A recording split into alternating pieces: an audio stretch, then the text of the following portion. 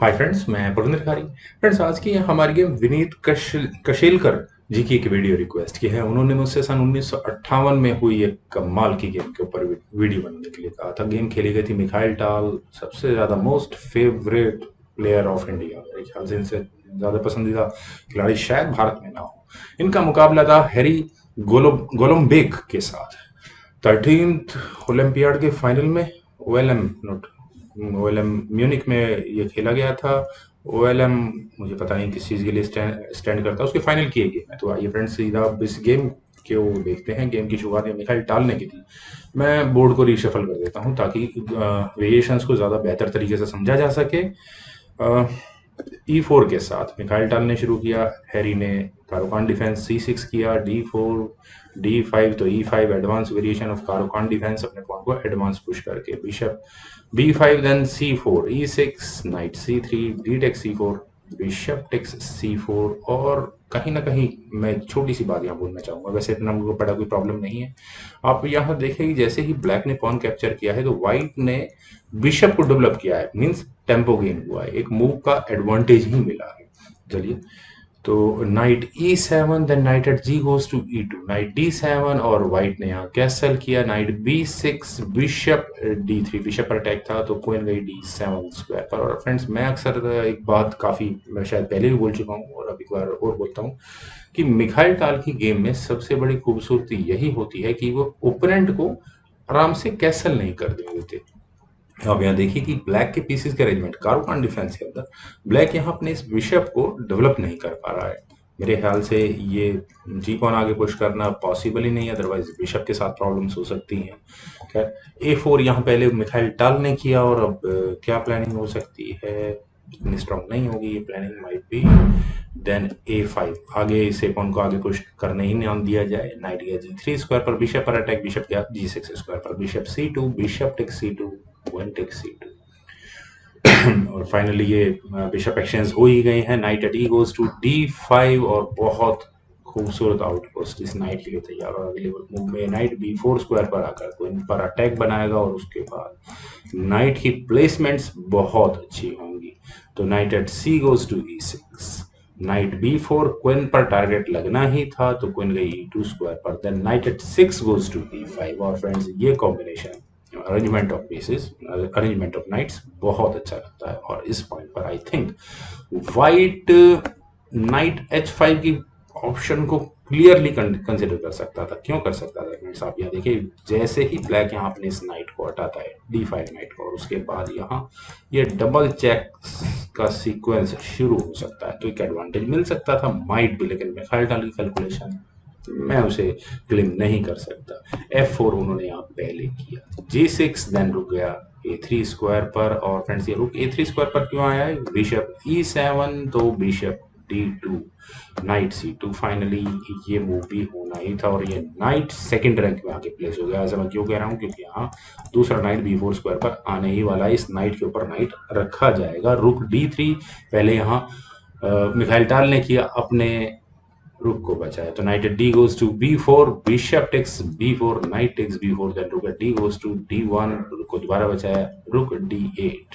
और जैसा कि मैं अक्सर पहले भी कह रहा था कि यहाँ हैरी गोलमबर्ग को कैसल करने का चांस ही नहीं मिला। नॉट एग्जैक्टली चांस, शायद वे कर सकते थे, लेकिन ये शायद ये रुक को D8 स्क्वायर पर लाने से पहले भी कर सकते थे, तो करना चाहिए था। लेकिन पर चलिए, पहले यहाँ व्हाइट ने किया king H1, then H5, H5। चलिए, ब्लैक जब कैसल नहीं कर रहा है तो पॉन थर्स्ट, मतलब पॉन्स को आगे तो पुश कर ही सकता है। तो अब यहाँ what about night C5 for Mikhail टाल, ये ऑप्शन है मेरे ख्याल से, क्योंकि ठीक है, पॉन आगे पहुंच जाता है, कंसिडरेबल थी।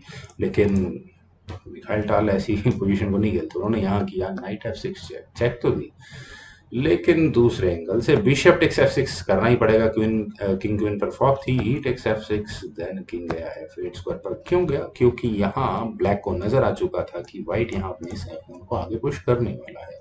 और अगर मान लो यहाँ ब्लैक कैसल करने की गलती कर देता तो उसके बाद इस क्वीन को यहाँ h6 स्क्वायर पर पहुंचने में क्या देर लगती।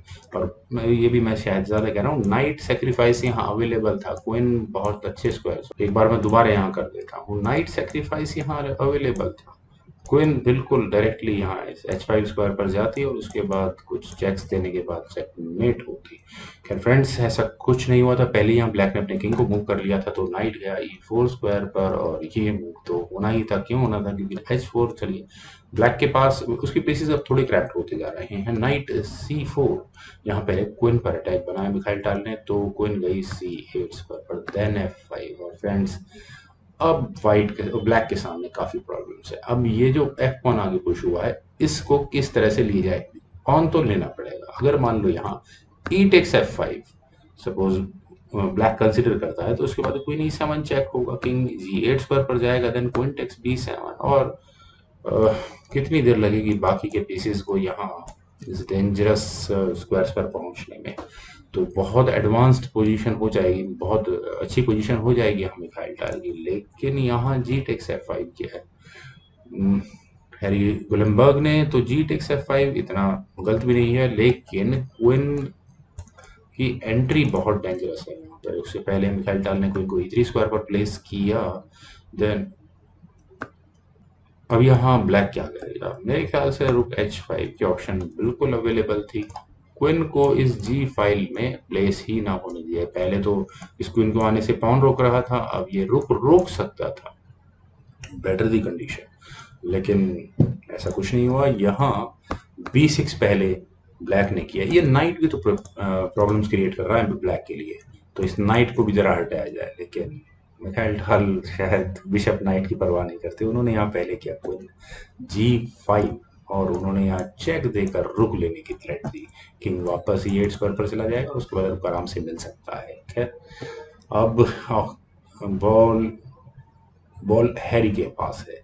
अब यहाँ इस गेम को किस तरह से आगे बढ़ाए? खैर एक ऑप्शन तो यही थी बी टेक C5 की, तो उसके बाद क्वीन G7 चेक होगा, किंग E8 स्क्वायर पर क्वीन टेक H8 होगा, king D7 D take C5 होगा, एक चेक के साथ होगा। और इस चेक से बचने के लिए नाइट को ही बीच में लगाना होगा, अदरवाइज यहाँ रिजाइन ही करना पड़ जाएगा ब्लैक को। दूसरी ऑप्शन जो मुझे नजर आती है वो रुक को G8 स्क्वायर पर लेने की है। अगर ये रुक G8 स्क्वायर पर जाए तो क्या कोई फायदा? यहाँ ब्लैक उठा सकता है, ठीक है, क्वीन पर अटैक बनता है, चेक भी नहीं आती, चेक आती है यहाँ दूसरे पॉइंट से h6 स्क्वायर से, क्वीन h6 चेक होगा, किंग E8 स्क्वायर पर ही जाएगा, देन नाइट टेक C5 होगा। क्यों होगा? क्वीन टेक C5 किया गया तो यहाँ ये क्वीन टेक C6 किया गया तो यहाँ ये रुक के साथ क्वीन ही पिन हो जाएगी। और अगर एफ टेक C6 कर लिया तो क्वीन H7 स्क्वायर पर जाएगी और डायरेक्टली चेकमेट की थ्रेट देगी होगी। और अगर चेकमेट बची गई तो चेकमेट दूसरे एंगल से हो जाएगी। तो चेकमेट बचने का कोई तरीका नहीं है, रुक भी यहाँ गंवाना पड़ेगा ब्लैक को। खैर तीसरी ऑप्शन यहाँ हैरी ने ऑप्ट की, उन्होंने यहाँ अपने रुक को H7 स्क्वायर पर प्लेस किया। ये ऑप्शन फ्रेंड्स इंटरेस्टिंग है। और इसके बाद रुक गया F4 स्क्वायर पर और यहाँ मिखाइल टाल ने अपने दूसरे पीस की अटैक एंट्री लगा दी इस अटैक में।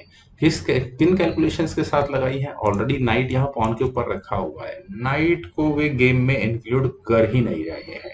और अब black, what about this night D5 option? मुझे काफी देर से लग रहा था, क्योंकि यहाँ ये ठीक है पॉन है, तो नाइट ऑलरेडी ब्लैक यहाँ क्लेम कर रहा है व्हाइट के नाइट को, तो वो मेरे ख्याल से ब्लैक को भी स्पॉन को लेने के साथ साथ यहाँ इस एपिसोड को एंड कर देना चाहिए था। खैर अगर यहाँ से ये गेम आगे बढ़ती तो रुक टेक्स H4 होता, देन नाइट टेक्स F6 हो सकता था, queen takes F6, rook takes H4, knight takes F6 check, queen takes E6, queen takes D8 check हो, किंग G7 स्क्वायर पर क्वीन टेक्स H4 रिजाइन ही बनेगा। बेकार ऑप्शन, बिल्कुल बेकार ऑप्शन। चलने के बाद कई बार पता चलता है बी टेक्स C5 यहाँ पहले हैरी गुलेनबर्ग ने किया, rook takes H4 offering rook exchange या offering checkmate, rook takes h4 then queen h7 check, king या e8 स्क्वायर पर। और फ्रेंड्स जैसा कि मैं कॉम्बिनेशन की डेफिनेशन बता रहा था, combination starts with a sacrifice.